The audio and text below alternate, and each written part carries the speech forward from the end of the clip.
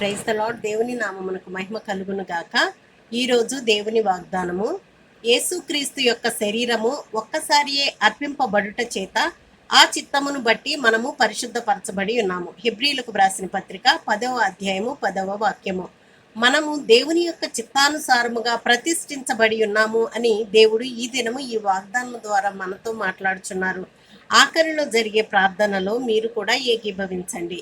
మన జీవితములలో పరిశుద్ధత అనుభవించుటకు ఆశీర్వాదకరముగా దేవుడు మనకు కృపను అనుగ్రహించి ఉన్నాడు. సిలువలో ప్రభువైన యేసుక్రీస్తు అర్పించిన తన దేహము నిమిత్తము ఈ పరిశుద్ధతను దేవుడు మనకు బహుమానముగా ఇచ్చి ఉన్నాడు. కానీ ఈ పరిశుద్ధ జీవితమును నిజముగా మనము నేటి దినములలో అనుభవించుచున్నామా? అయితే అపరాధములు, గర్వము, పాపపు బంధకాలతో ఉన్న మన అబద్ధపు జీవితములను ఇప్పుడే మనము దేవుని సన్నిధిలో ఒప్పుకొని వాటిని విడిచిపెట్టిన ఎడల ఆయన మనలను పరిశుద్ధపరచి నూతన జీవితమును మనకు దయచేయును. ఎందుకంటే మనము పరిశుద్ధముగా జీవించుట ఆయన యొక్క చిత్తమై ఉన్నది. ఒక పడుచువాడు అతని చిన్న వయసు నుండే ధన వ్యామోహముతోనూ పెరిగి పెద్దవాడయ్యను. సంవత్సరములు గతించిన కొలది అతను ప్రజలను మోసగించుచు ఒక గొప్ప బందిపోటు తెగకు రాజుగా మారాడు. అతని కన్నా అతని భార్యకు దురాశ ఎక్కువ, మరియు ధనమునకు ఆమె ఎంతో మోజు చూపేది.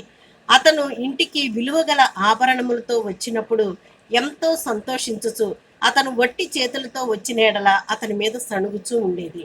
ఒకరోజు అతను వట్టి చేతులతో ఇంటికి వచ్చాడు. అయినను అతని ముఖములో ఏదో ప్రశాంతత మరియు సంతోషము కనిపించింది. అది చూసి ఆమె అతనిని గూర్చి పట్టించుకోకుండా ఆభరణములను గూర్చి అడిగినప్పుడు అతను, ఈరోజు నాకు ఒక అమూల్యమైన ముత్యము దొరికింది, దానితో సమానమైనది ఏదీ లేదు అని చెప్పాడు. అందుకు ఆవిడ, ఆ అమూల్య ముత్యము ఎక్కడా అని అడిగినప్పుడు అతడు తన హృదయమును చూపి, ఈరోజు ప్రభువైన యేసుక్రీస్తు నా హృదయంలోనికి వచ్చారు అని చెప్పాడు. ఆ తరువాత తాను పొందిన గొప్ప అనుభవమును గూర్చి ఆవిడతో చెప్పాడు. అవును, అతను ఉదయకాలమున ఒక ఆత్మీయ కూడికలో పాల్గొని తన ఇంటికి వెళ్ళినప్పుడు పొందినదే ఈ దైవిక ప్రేమ. ఈ దినము మనము దేనిని వెతుకుచున్నాము? మనము దేవుని యొక్క చిత్తమును నెరవేర్చుచున్న ఆశను పొంది ఉన్నామా, లేక తాత్కాలికమైన ఇహలోక ఆశలతో ఉన్నామా? ఒకసారి ఆలోచించండి. ప్రార్థన.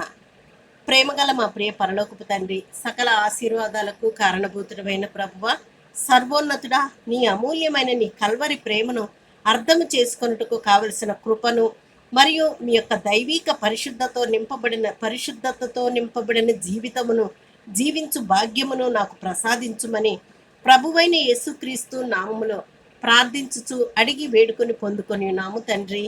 ఆమెన్.